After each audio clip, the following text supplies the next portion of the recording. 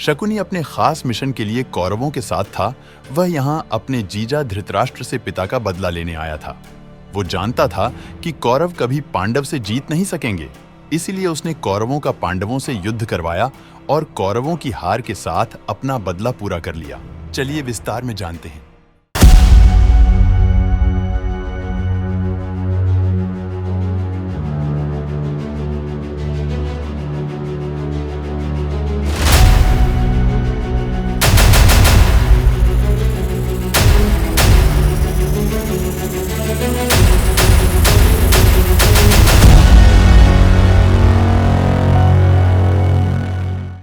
महाभारत से जुड़ी अधिकांश पौराणिक कथाएं से बताती हैं कि महाभारत युद्ध जिताने और पांडवों को तबाह करने के लिए दुर्योधन के मामा शकुनी ने कई चालें चली।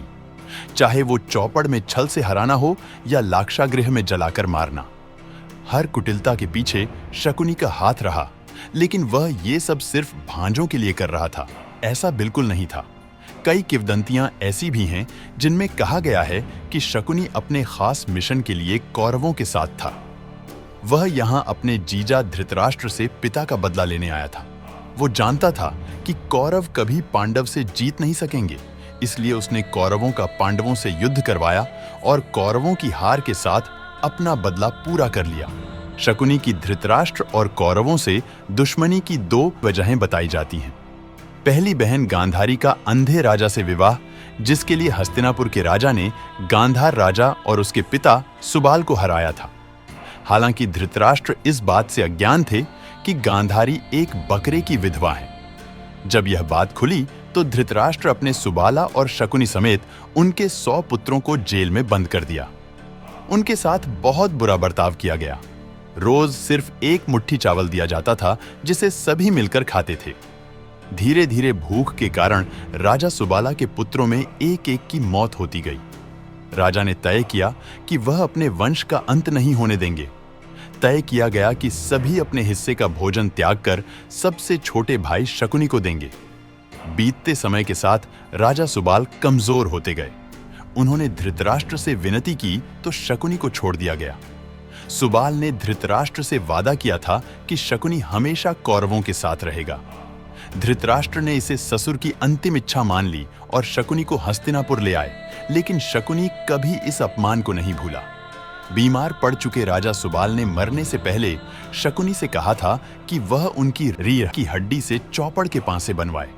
यह उसकी इच्छा अनुसार चलेंगे।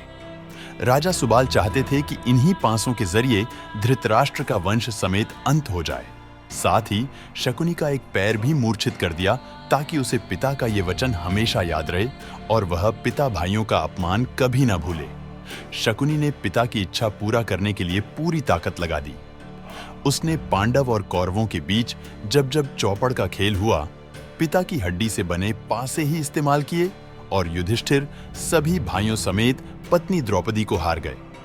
इसके बाद द्रौपदी का चीरहरण हुआ, जो आखिर में युद्ध का कारण बना। चीरहरण, 5 गांव से इनकार समेत हर बड़े निर्णयों का शकुनी रहा सूत्रधार। शकुनी कौरवों को विश्वास में लेने के बाद पांडवों के साथ युद्ध में धकेलने के लिए हर चाल का सूत्रधार बना।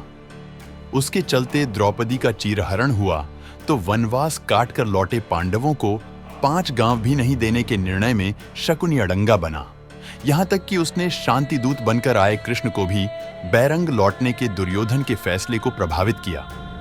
अंततः उसे उसके कर्मों की सजा मिली और सहदेव ने उसे युद्ध के दौरान मार डाला।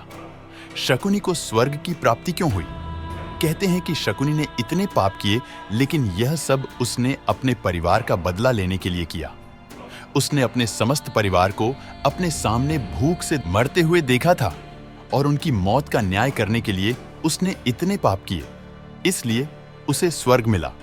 दूसरा कारण यह भी बताया जाता है कि महाभारत युद्ध भूमि पर स्वयं भगवान कृष्ण मौजूद थे और उन्होंने कहा था कि इस युद्ध भूमि में जो कोई भी मृत्यु को प्राप्त होगा, उनकी मौजूदगी के कारण उन्हें स्वर्ग की प्राप्ति होगी। इस बारे में आप क्या सोचते हैं? हमें कमेंट में जरूर बताएं। आपको वीडियो पसंद आए तो लाइक और शेयर कीजिए और ऐसी ही अनसुनी, अनदेखी और अनकही कहानियों के लिए सब्सक्राइब कीजिए। रहस्य द सीक्रेट ऑफ इंडिया।